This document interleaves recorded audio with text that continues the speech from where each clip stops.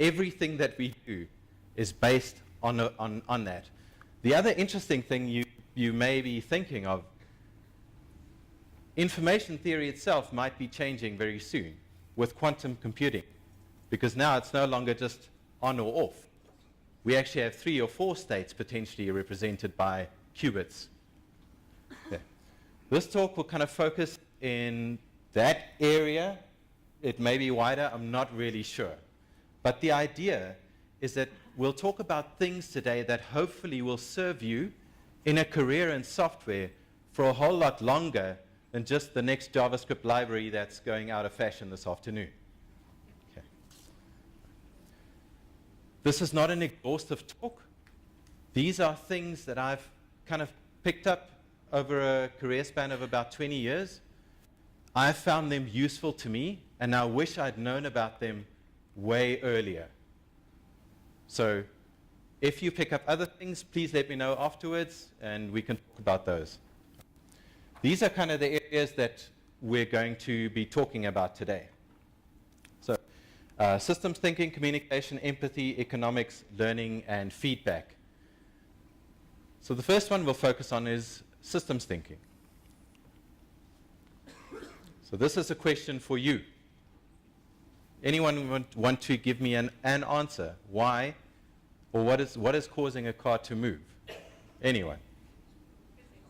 Physics. Yeah, absolutely. All right. There's a transformation of energy from chemical to kinetic and all of that, and eventually your wheels turn and the car goes. So technically that's correct, but it's not really the answer I was looking for. The reason is that I didn't give you more context. Now I'm adding context. The reason the car is moving is because I've got an appointment in 10 minutes and I've really got to go. How does that change your perception of this image now? Okay. What have I done? So when looking at the car in isolation, we see the car. We can kind of figure out how a car works. But it doesn't give you the purpose of why, in this moment in time, I want this car to go from point X to Y. And this is at the basis of systems thinking. So it's taking a holistic view of the entire system, its parts, and its interactions. And that's the critical bit that we always miss. Who designs software and draws out nice little boxes on whiteboards, connecting lines? A couple of hands, right? What's the important part? It's the boxes, right? It's the stuff that's there. Systems thinking says no. The interesting part about those drawings are the lines in between them. A part does not exist in isolation. It's got a counterpart somewhere else with which it needs to communicate, speak to, work together. And that's when we talk about the system, the entire thing. Right? This is what we do. We build systems all day. Sure. Yes, you do. How about the systems that you're part of? Who's ever thought of themselves as being part of a system? I see a couple of hands. Not that many. You are not an island. You are working with other people. Is anyone here not producing or not part of a team? And when I say team, I mean at least 2 people every day producing something, doing work. I'm not seeing a single hand. I was expecting to see at least 1 hand, and I had an answer for that one as well. Every one of you are part of a system that is bigger than themselves. You work with other people. You interact with other people. You work with code. Other people work with the same code. There's this interesting dynamic that happens. Okay. This is a useful quote, and this is by W. Edwards Deming. So the fact that the system that people work in and they interact with people may account for 90 or 95% of performance. Can you think about that for a moment? No matter how good you are at test-driven development, knowing the latest technologies, got your CI/CD pipeline like, man, I can push to production in 5 seconds. It might not matter if the system that you're working inside of is not allowing you to do that. And according to Deming, 90 to 95% of what is slowing you down is the system that you are working inside of.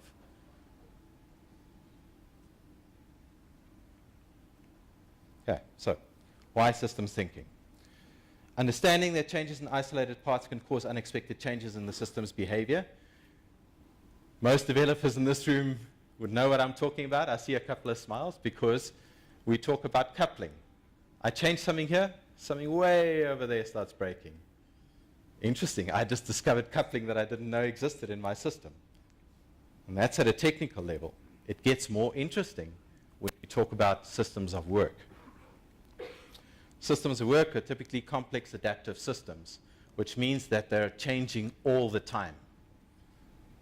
So I'm going to pick on you, Kev. There's a friend of mine sitting over here, and he likes to say, not only is your work environment different every day, you're not even the same person as you were yesterday. Walking into the office tomorrow, you are bringing a different dynamic to what you were yesterday. You got out of the wrong side of bed, guess what? Might not be that fun to work with today. Right? You got stuck in traffic. Child was born, you're very happy. The system is shifting all the time. The interactions are too complex to keep track of. But just knowing about it changes our perception of the environments that we work in, and we'll touch on that a little bit later again.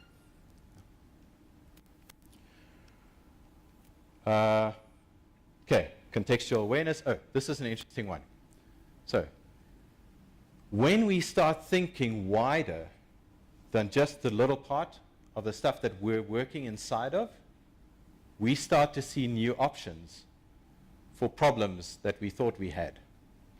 And if you take that to the next level, you can actually start thinking about changing your old problems for different problems that may be easier to solve. Right. So how do we see the system? 2 questions. When you come across a part in a system, ask yourself, why does it exist? What purpose does it solve? Because a system is not a purpose in itself. It doesn't live for itself. It was created by a need from some other part of the system. And how does it interact with the other parts? So the lines on your whiteboard between the boxes, what do those things mean? That's a starting point. So I have a prize on this one, right? This book, Hit Refresh, it was mentioned during the keynote, or just after. If you can put up your hand the moment you know where this quote comes from, the book is yours. This is the quote. A great systems thinker once said, "We're here because you know something. What you know, you can't explain, but you feel it."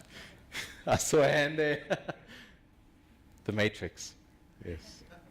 If you haven't seen this movie, you're probably a bit young. Go watch it, it's worth it. When you find yourself in a position that you feel like something's wrong, you can't put your finger on it. It's not the code. It's not the coffee that I drank, because maybe it's the coffee, it's possible, but you're not sure. You know that something is wrong with the world. Ask yourself, are you seeing the matrix? Look for the bigger system.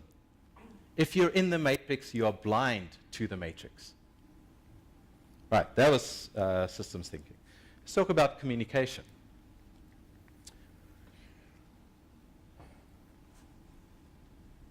In physical systems, what I mean, the example of the car earlier, that's a physical system. Energy transfers happen chemical energy gets converted into kinetic energy, internal combustion engine, stuff explodes and wheels turn. Right? That's a physical system.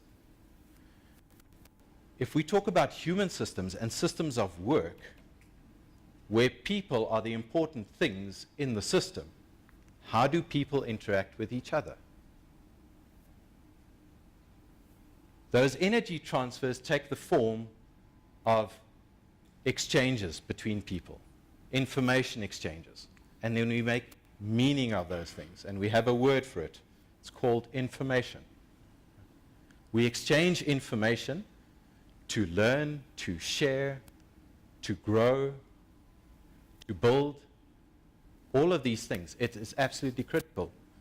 I didn't see a single hand earlier when I asked if anyone worked in isolation, because no one does. Even if you're sitting and coding 8 hours a day at your own machine, not talking to anyone, well, that's probably not a good idea, but you're building something for someone else. You're not just doing, well, sometimes you're doing it for fun, but I'm not talking about the stuff you do after hours and just for fun. When information is exchanged, we call it communication. That's it. So in human work systems, our energy transfers are communication. That is how we do it. Okay, now I'm going to try and convince you of something else. Software has no mass.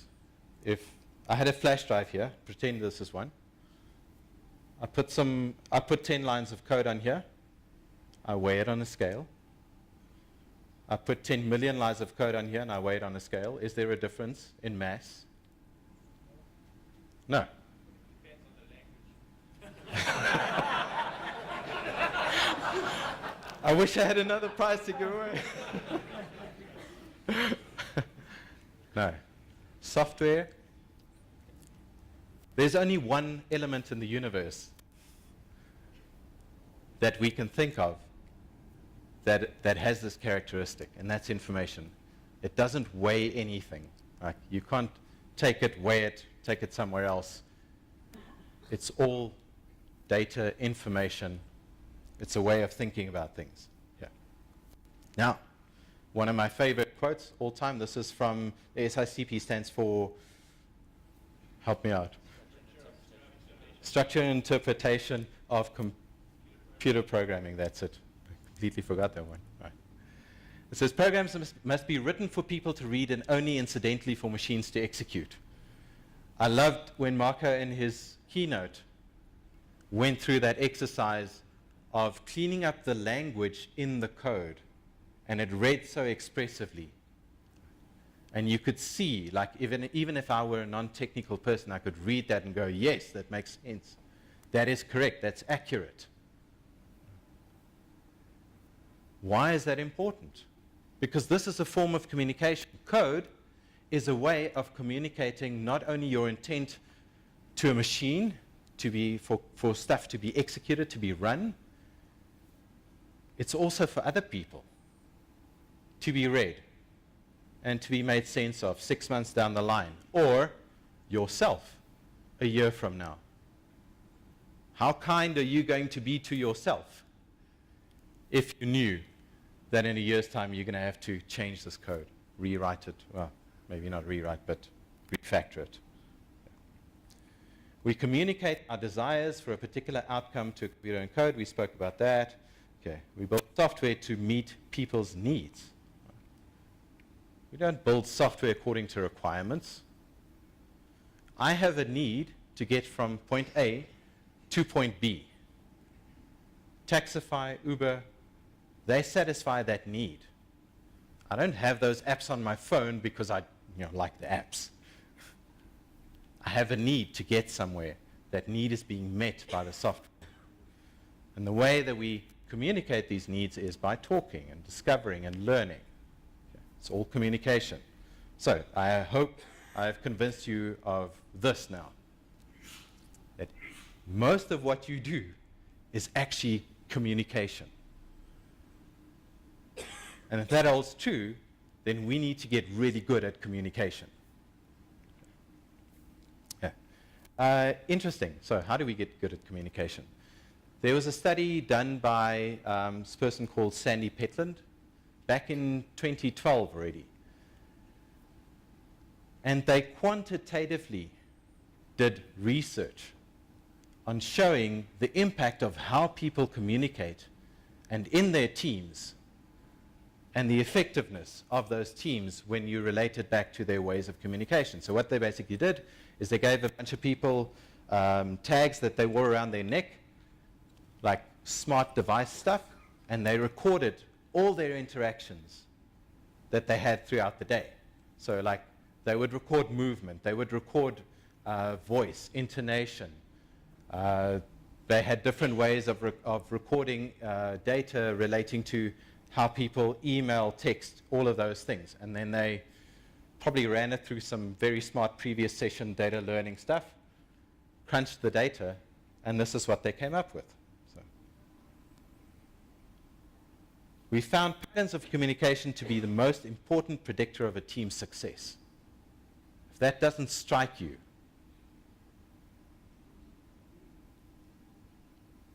carries on to say not only that, but they are as significant as all the other factors: individual intelligence, personality skill, and the substance of discussions combined.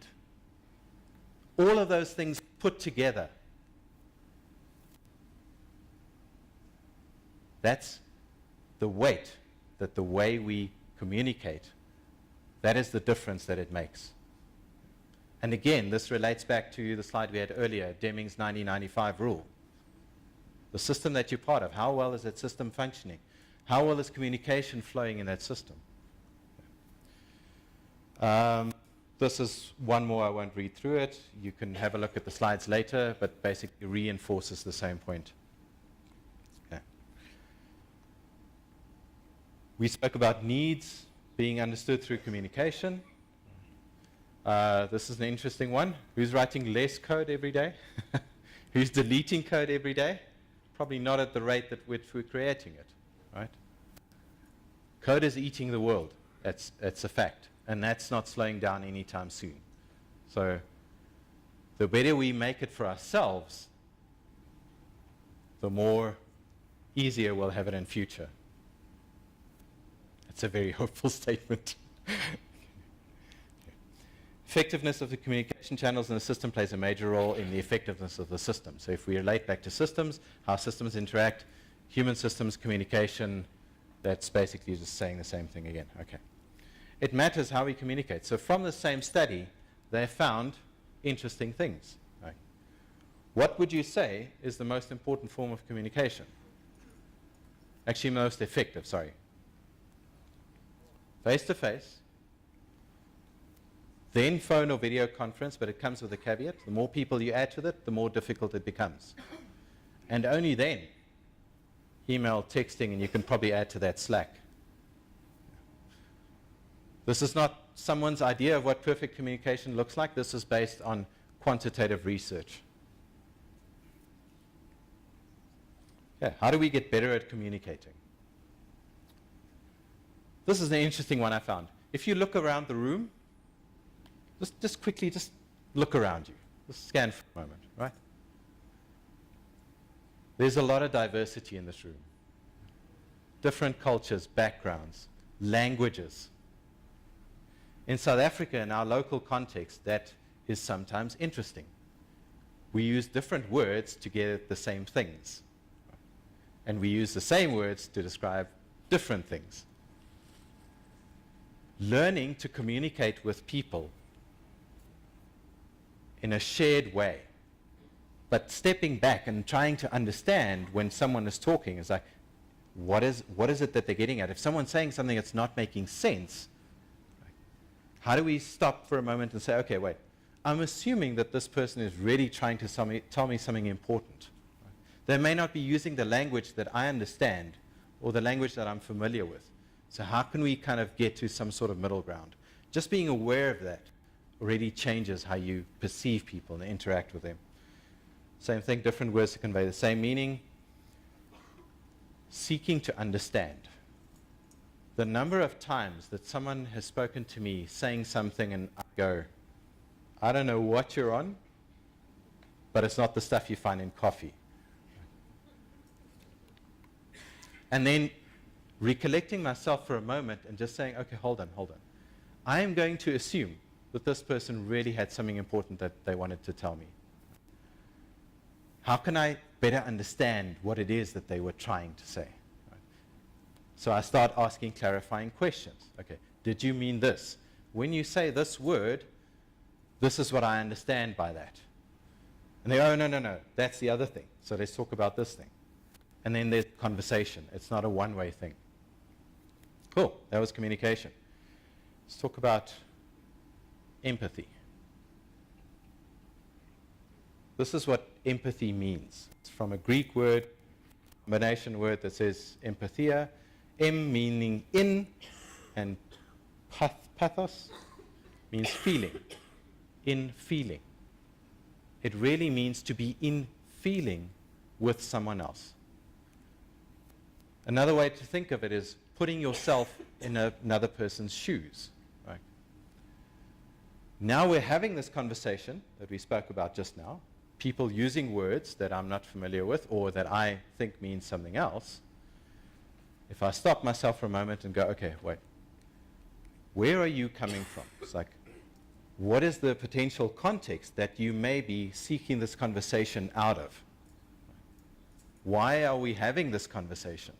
Like, trying to put yourself in the other person's shoes.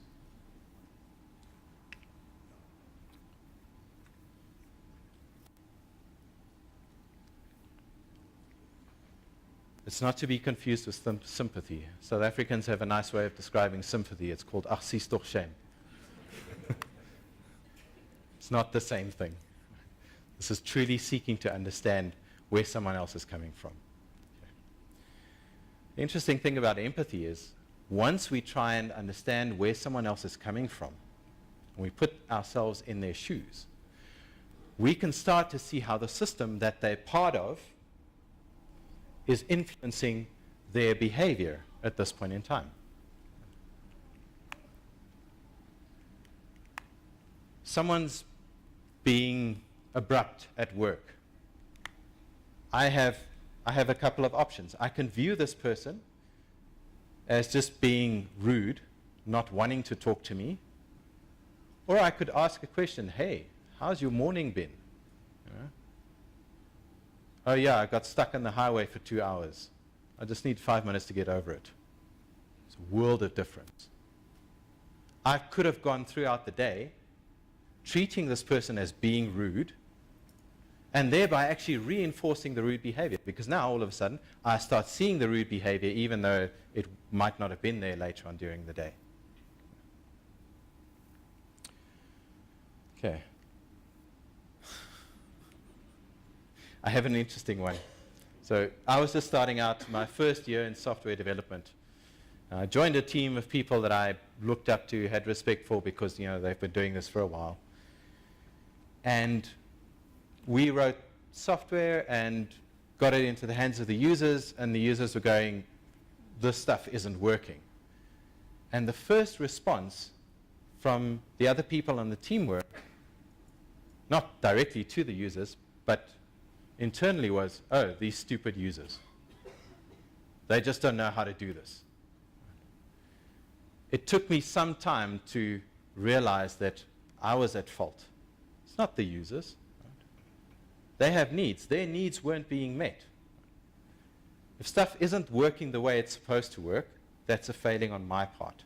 If it's not solving the problem that they wanted to have solved, it's a problem on my part for not understanding what it is that they need.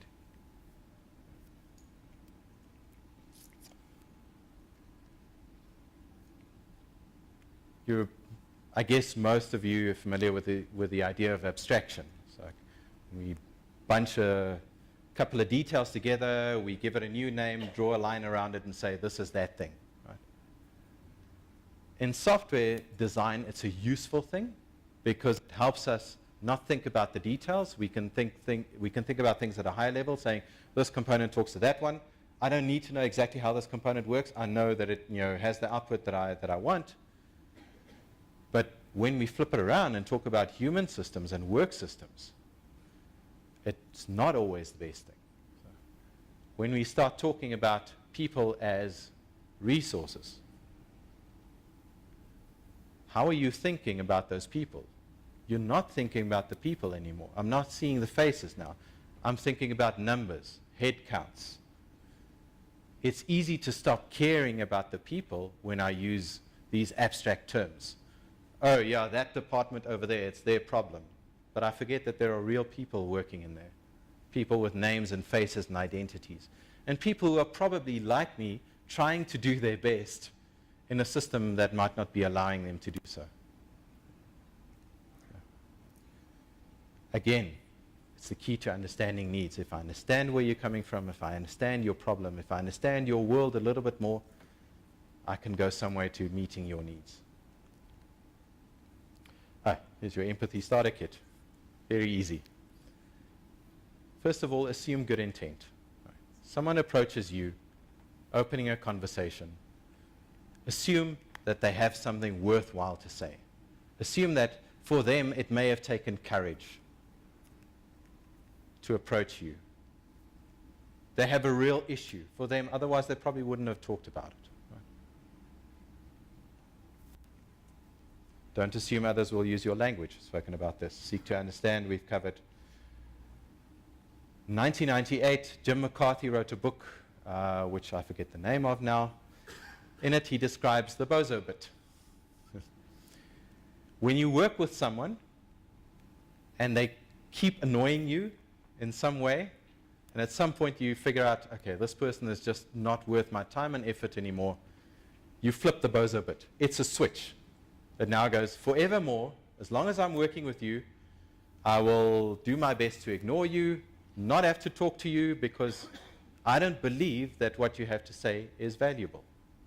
If you've passed this point, you've lost out on an opportunity for a more effective team. Don't flip the bozo bit. Okay. And it all comes down to respect for other people. Cool.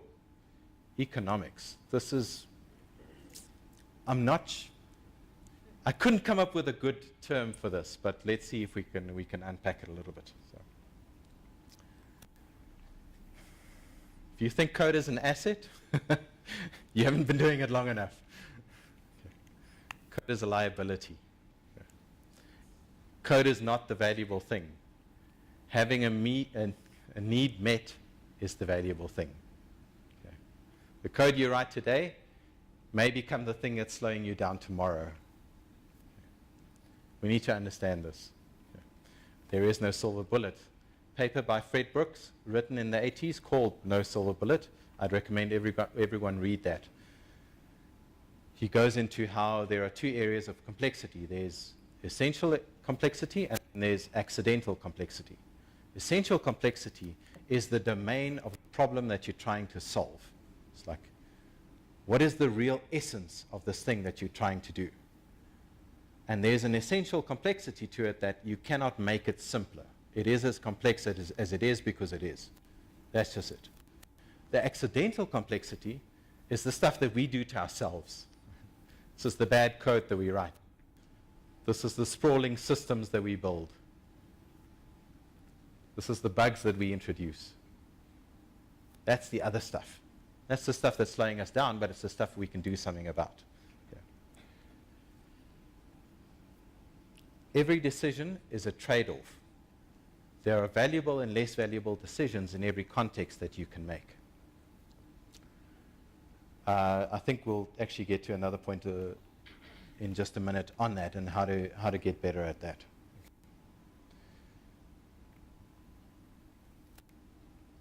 Cost of delay. Don Reinertsen talks about this in Principles of Product Development Flow. Really simple concept. If I shipped something today, how much money might it be worth to me now versus shipping it a month from now? That's a really simple thing. If you understand the time value of money and investment stuff and so on, that would make sense to you. Okay. It doesn't mean that, we're just going to bung all code into production right now, get it shipped, because, if it's not adding value, then it might not be that valuable a thing to have done. technical debt decisions should be based on cost of delay. If I hard code this VAT value right now,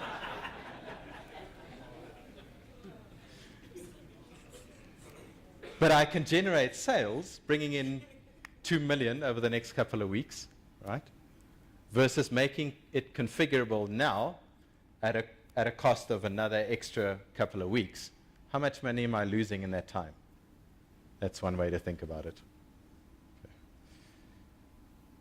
Thank you, Minister of Finance, for that example. Okay. When we understand the bigger system and not just the stuff that we're responsible for right in front of us, we can look for different options. I work a lot with a team in the banking industry. The way this team works is they have a particular way of thinking about things. They don't say, what's the next piece of work that we need to be doing? When a piece of work comes in, they ask the question, right, what is the problem that this work is representing that we're trying to solve, and do we need to write code to solve this problem? That's the first thing that they do.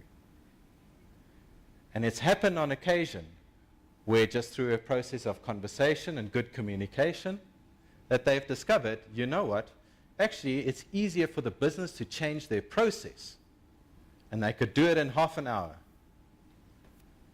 versus the team writing code over the next 2 weeks to solve the same problem and effectively papering over the problem, not actually solving the real problem.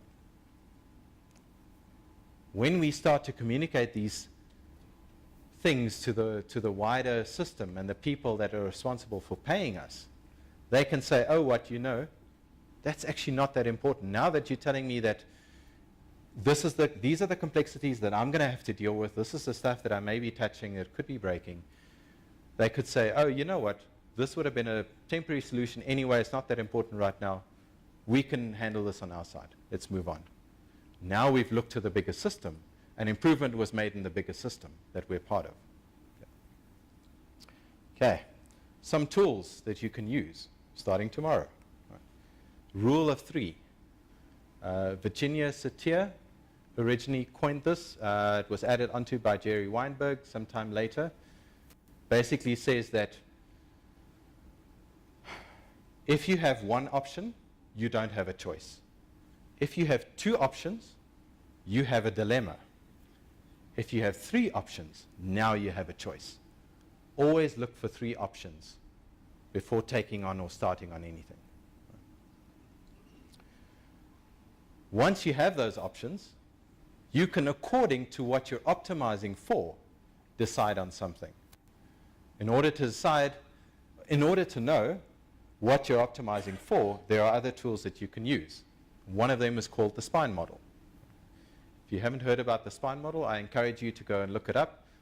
There was a podcast recently done on Agile for Humans, speaking to the authors, Kevin Trethewey and Donnie Rue, about spine model. It's a way for understanding how you align certain things in a context that you choose, and then which things flow from which, so that you can stop making arbitrary choices about things because you just like them.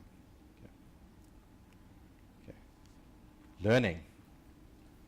I kind of feel like I don't have to say anything about learning to this audience. If you weren't into learning, you probably wouldn't have been here today. Developers need to be good at learning because this is like, man, that's all we do, right? Okay. This one hits home for me though. Every now and again, I have to remind myself that there's no ways I could ever know everything. And I have to stop myself from feeling bad about that because somehow I feel it's a failure on my part. And it also kind of speaks to the imposter syndrome.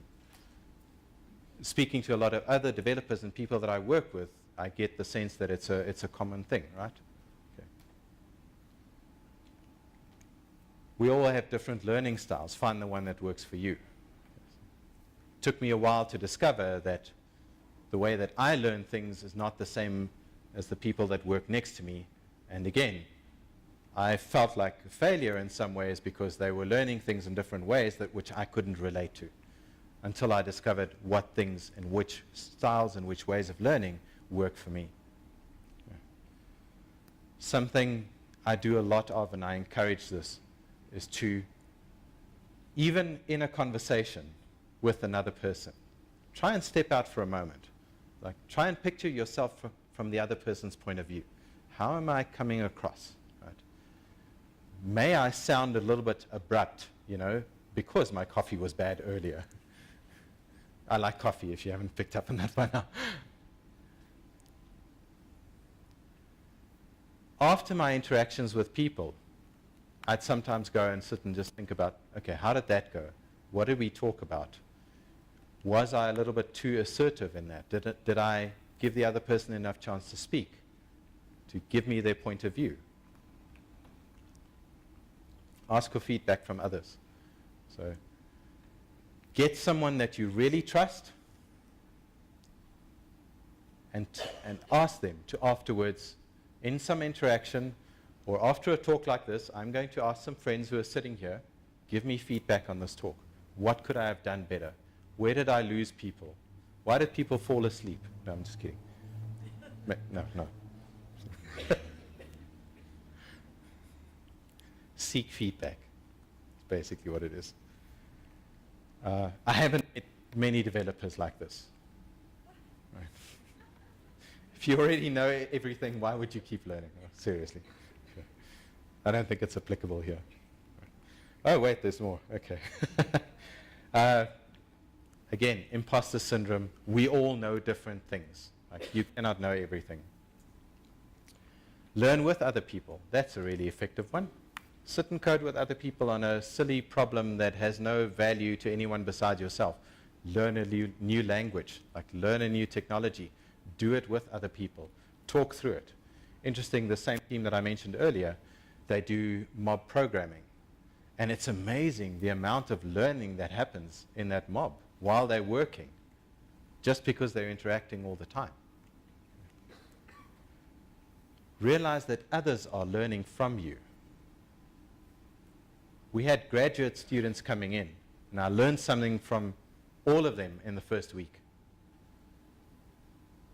Just by the way that they approach things, their humbleness, questions that they asked, which at first thought you might go, it's just the way it is around here. And then you start to think, actually, that's a really good question. Yeah? Everyone has something to teach. And I encourage you all to start teaching other people, even if it's only kind of subtle. Some people like to write stuff. You can learn by writing stuff down. Some people like to learn through talking, which is what I'm doing here. I got the most learning out of the session today, because for you it's 45 minutes. For me, it was weeks. I did study, I did research. I got a heck of a lot out of this. And you don't need to be a good speaker to just start speaking. Everyone has to start somewhere.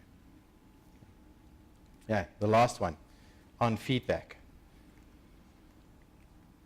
I kind of view feedback as the nervous system of the system. How do these different things communicate? It's through feedback. Feedback is that I put something out there and I get a response back. That's basically all it is. Why do we do TDD? Why do we do continuous integration? Those things are for feedback about the quality of our code. It's feedback on the design of the code that we're writing. That's why we do those things. Based on the feedback that we get from those things, we can adjust.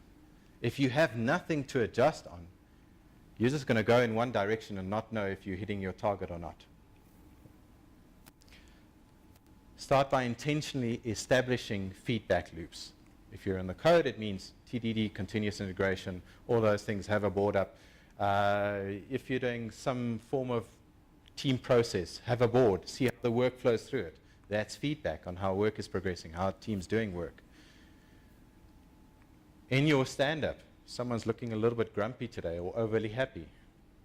That's subtle feedback that maybe something's going on in their lives.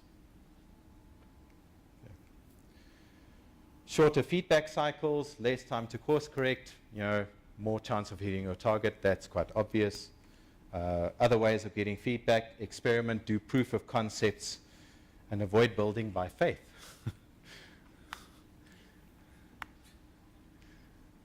We can talk about that afterwards. Scientific method: if you think about how scientists do their work, they form a theory, they base a hypothesis on it, or it's the other way around, I'm not sure, I'm no scientist. Then they do experiments to either prove or disprove. Actually, they can't ever prove it, they can only disprove it. Try and disprove your theory, your hypothesis. But what they end up with is data that they can base good decisions on going forward. Yeah, look for subtle feedback channels. I mentioned that kind of earlier. How are people responding today is one way of doing it. In terms of the software that we build, if your feedback is not end-to-end, like if I'm not getting any feedback from people that are actually using my system, my software, in production, real live, trying to meet their needs, I only have a proxy for it. I don't have real feedback, whether it's working or meeting their needs or not. Yeah. Like I mentioned earlier, this is not an exhaustive list. These are some of the things that I've learned that I wish I'd known earlier, that I believe could have helped me get to a place of more effectiveness earlier in my career. Yeah. One way to think about that is to get your head out of the code. If we shift our perspective from seeing it's all about the code and it's all about code, and start thinking about how to meet people's needs, how to solve problems, new options open up. Marco in his keynote mentioned earlier something about give people job security but not role security. And for me that kind of is related. So like, yes, today I may be writing code to solve a problem. Tomorrow I may be having a conversation with a person with a need and just giving them options that they may not have been aware of, and I don't have to write any code to solve these problems. Okay, I'm going to run through this in the next 30 seconds, which I have left. Okay, these things are important, but they don't stand in isolation. I think we've hammered that point home by now. Okay. Systems we're part of determine our success to a large extent. Right. We're not islands. Please learn to work with the people around you. It's for your own good. You'll be learning for as long as you work. You may as well get good at learning. Okay. Technology is always going to be changing. JavaScript's always going to be off the end of the scale. But there are certain things that you can focus your learning on which have a long-term value in your career. And stuff that I refer to in this talk, done by these people. I didn't put down any books or stuff because it's books, it's blogs, it's videos, it's all sorts of different materials. If you dig into some of this work, just get started on one of them. You'll find something interesting and valuable, I believe. And that's it. I don't think we have time for questions, so just thank you. Cool.